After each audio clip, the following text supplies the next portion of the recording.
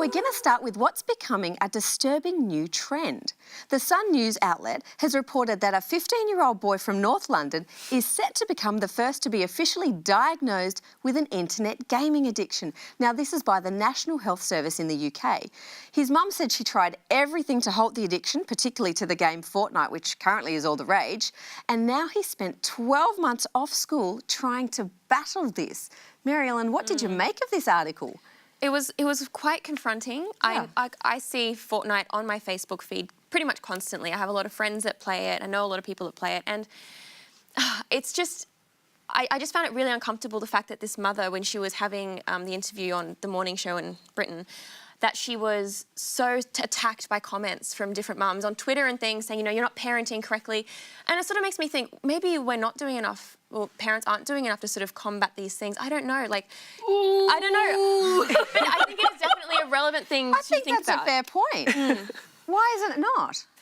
Oh, come on, it's a bit steep. The lady had 5 children and she was on her own. Yes. It's not like she had a husband.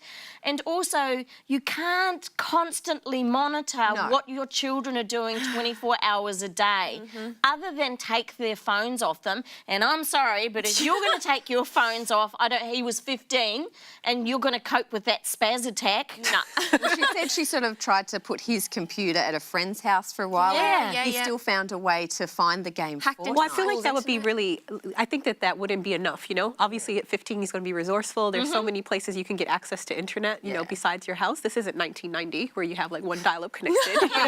Yes. Yeah, so if he's resourceful enough to play the game, he's going to be resourceful enough to, you know, find ways. I think you have to start at an age earlier than 15, you know, because he's already in this mode of playing video games and maybe like developing other interests in him. But I don't think we should be coming down on the mother. Like, obviously, if she came to a TV show to talk about it, she didn't come, no one signs up to do that. She wanted help. Exactly. She wanted help. It's not like she was out there broadcasting, I've been a bad mother and look what my child's doing. Yeah. She actually she was crying out for help. Yeah. I agree with that. I'm just saying there is a point where we can't just let it all be with the parent, but we can't let it all be with someone else or the gaming company as well. We're sort of... But the gaming companies aren't held accountable for what they're doing. And they should be, because the mechanisms that they build into those games to It's a addict hook. people. It's the hook. And like the thing was with Fortnite, it's a free game and there's in-game purchases. It's free, and that's the thing, because 15-year-olds can just, you know, download the game and there's no barrier there. But how much should we be regulating? Like, I completely agree with you, because I've been seeing lots of articles and even watched a video yesterday about some of these hooks that they're putting into the game. But how much should we be regulating, you know, the gaming industry, that they shouldn't be doing these things? And how much is the parent's responsibility? Because we're not talking about, you know, a grown adult here. Well, some of it is grown adults, isn't it? Yeah, but some of it is 30 and 40-year-old men who are hooked into this as well. It's not just 8 and 9-year-old kids. It's across the board. We're starting to regulate sugar. We're regulating plastic bags. We're regulating a whole lot of stuff. Why are we not regulating the internet? But is there, can I ask this, be the devil's advocate, is there any positives to gaming? Ask the digital lady.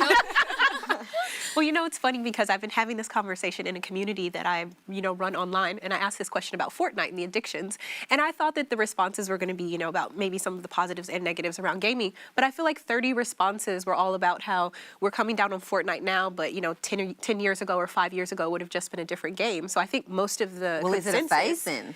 I think it's a phase on this game, but it'll be another game in 5 years. You know, it'll always be the next thing. So I think we don't talk enough about what kids are observing their parents doing.